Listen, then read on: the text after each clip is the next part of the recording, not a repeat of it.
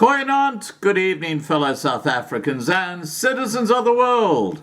And as you know, Wednesday night, 8 p.m., I'm going to be speaking to Brendy Wells about the Eastern European option.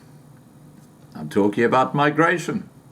Now, it's interesting because Mauritius, which is right on South Africa's doorstep and which Chris Wyatt, who had a live stream with earlier tonight, confirmed is probably the safest country in Africa today.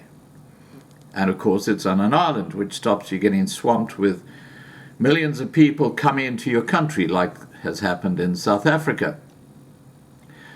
And Mauritius is now making it cheaper and easier for migration to that country. Let me give you the background. It will soon be easier and cheaper for South Africans to emigrate to Mauritius from this month, says property group Chas Everitt International. As part of its coronavirus budget on the 4th of June, the government announced a number of incentives to encourage foreigners to live, work and invest in Mauritius. In line with new government measures introduced, the minimum investment required to acquire an occupation permit, or OP, as an investor and live in Mauritius as a non-citizen has been halved to $50,000 US, or 867,000 rand, from previously 100,000 US dollars, or 1.7 million rand.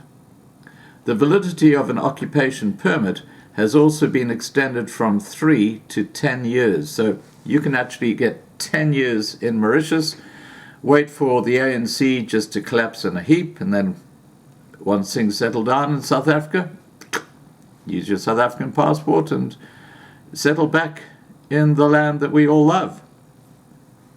Anyway, let's continue. The validity of an occupation permit has also been extended from 3 to 10 years. Leanne Nell, International Relocation Specialist for the Chas Everitt International Property Group, said, "This type of permit enables non-citizens to reside or retire or open their own business in Mauritius, although you will need a work permit if you intend to seek employment." The new measures also mean that those who have an OP can bring their parents to Mauritius as dependents and will also not have to obtain an additional work permit for a spouse who also wants to work. So, what we're saying here is if you're married, got kids, and you've got a couple of elderly parents in South Africa, one OP can get them all in Mauritius. That sounds like a darn good deal if you ask me. In an even bigger concession, OP holders will now also be allowed to buy up to 2,100 square meters of land for residential use in a smart city that Mauritius is developing, said Nell. Nell said, previously non-citizens were only allowed to buy homes in one of the Integrated Resort Schemes, or IRS, real estate schemes, and property development schemes, or PDS, specifically designated for foreign buyers or pre-owned apartments in buildings of at least 3 stories.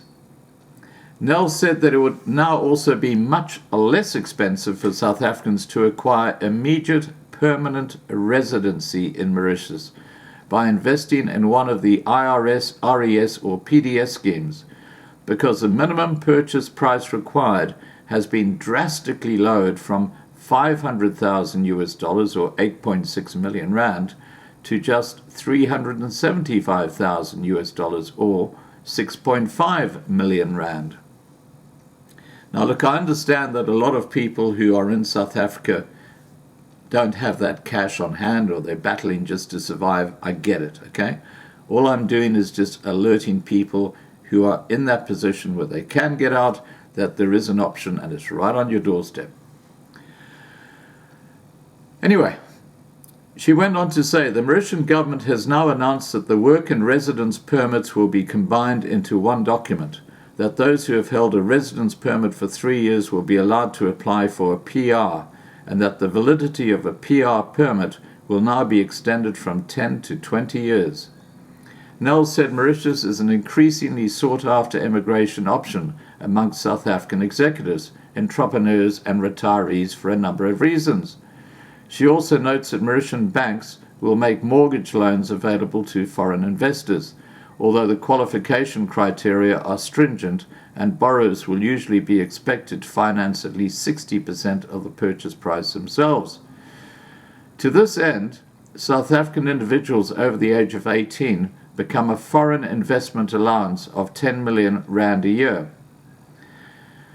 provided that they have a tax clearance certificate from the South African Revenue Service and the transfer of funds is approved by the Reserve Bank. The prime rate in Mauritius is currently 3.35%. Now, I have to tell you that, look, the ARC option in Eastern Europe, in Georgia in particular, sounds like a fantastic option, and apparently Brendy is working with government officials in Georgia to see if something can be done. But apparently nothing is in concrete at this stage, which was kind of intimated in earlier discussions. But on Wednesday night at 8 p.m., we'll be able to get an update directly from Brendy Wells as to what is exactly happening on the ground in Georgia and with the ARC. Okay?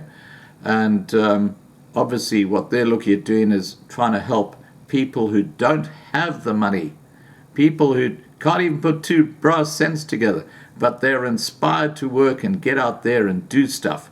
But they haven't been able to in South Africa because of a thing called black economic empowerment. All right, guys, please remember to subscribe to be kept informed. Ring the bell for the updates. Please like this video. Please share this video. And above all, please be safe.